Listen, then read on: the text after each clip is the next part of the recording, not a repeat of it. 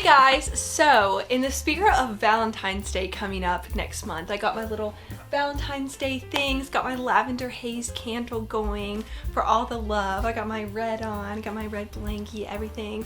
So let's talk about everything I hate about books. No, just kidding. But actually, I'm not kidding. That's what we're going to talk about in today's video. My top 5 pet peeves about books. So this is going to be things that I hate about books, like the physical copies of books, and also my top least favorite book tropes. Leave a comment below letting me know what your biggest book pet peeve is. Okay, so my number 1 book pet peeve is half covers. Now, I understand why you would do this. This is very pretty. Like the hot pink, love the hot pink, okay? It accentuates the author's name, it accentuates the title, you can give a little blurb, someone recommending your book, okay? I get it, use the little extra space. But we all hate it and it's dumb and it ruins the aesthetic. It's pointless. Anything that you can say right here, you can say in the cover or on the back. Now don't get me wrong, loving this book so far. Okay, this is great. But I have specifically refused to buy books that had this half cover in the past. Like the only one left by Riley Sager, one of the copies has this, or the editions has this, and it has like a little jagged like edge. I have refused to buy that book because of that until I found one that went all the way to the edge like we all want. Now, I have heard multiple people say this. It ruins the aesthetic, so just don't do it.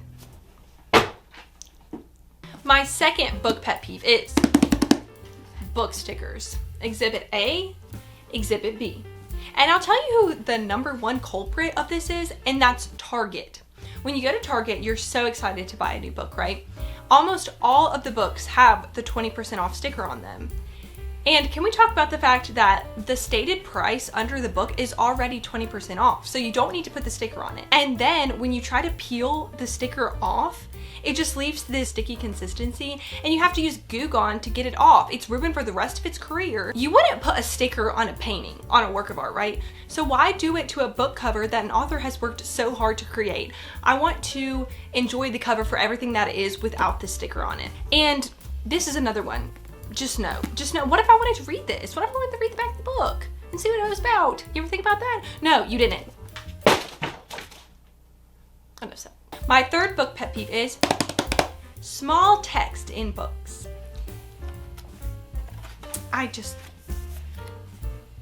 Need I say more? The font is literally minuscule.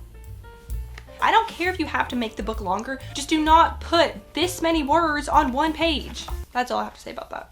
My 4th book pet peeve is a trope, and this is the miscommunication trope. This trope often comes about in romance books, and that's when the 2 love interests feel the same way about each other, and they just go throughout the entire book not telling each other how they feel for whatever reason. And I understand when you have, trust issues, or you just have some trauma, or you've been through a toxic relationship and you need to learn how to communicate again. But this is so common in books, and it just ruins the romance for me. I just want the couple to communicate, and then whatever like real life problems that you have that comes about in your relationship, then you can deal with that. But your main problem should not be communication. Like that is a bare minimum in a relationship, is being able to communicate with your partner. So I'm already not rooting for the couple if they cannot effectively communicate. Okay. Hate. Have hate in my heart. I got possessed by a spirit in the kid. Okay, I'm serious, I got this.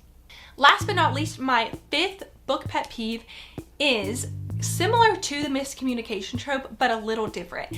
And this is the trope whenever the 2 love interests push each other away, but they secretly are in love with each other. I'm in the middle of a book right now where this is happening, and it's driving me up a wall. And both parties do not have to participate in this. Sometimes it's just one of them and not both of them are pushing each other away, but it irritates me so bad.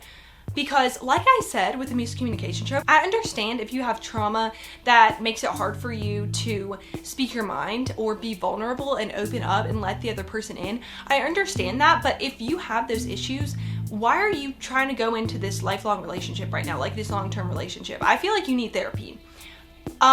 because you need to work through these issues before you bring another person into this. Because if you cannot just, again, communicate with your significant other, I don't feel like you're in the place for a relationship. I feel like the right way to go about this would be to try to be vulnerable, let the other person in, and then they can help you grow from this trauma and things that have happened to you in your past that are making you want to push them away. Because I understand pushing someone away is an issue that many people deal with, but relationships are to help each other grow and become better people. So how can the other person help you if you're just pushing them away? So when I read about this in a book, it really irritates me because you're hurting this person. It's very mean to the other person involved to push them away and let you think that you hate them because you're just like scared to let them in. While I understand it, it irritates me in a book because it just shows a lack of maturity for me. And again, it makes me not root for the couple. Thank you guys for listening to all of my book pet peeves. And just a disclaimer, if you like some of these tropes or the aesthetics that I discussed in this video, that's totally fine, because the best thing about reading is that it's subjective. And you may love something that I don't love, or I may love something that you don't, and that's totally fine. But these are just my opinions. So on that note, I do have a lot of other book pet peeves to share with you guys. So if you did enjoy this video or relate to it in any way, please leave me a comment and I would love to make a book pet peeves part 2 for you guys. And don't forget to leave me a comment below letting me know what your book pet peeve is, and maybe we have that in common. But as usual, please leave me a comment and a like and subscribe if you would, because the support means so much. And you can also find me on Instagram at Reading with Rissa or TikTok. I have the same handle across the board. So yeah, thank you again for watching.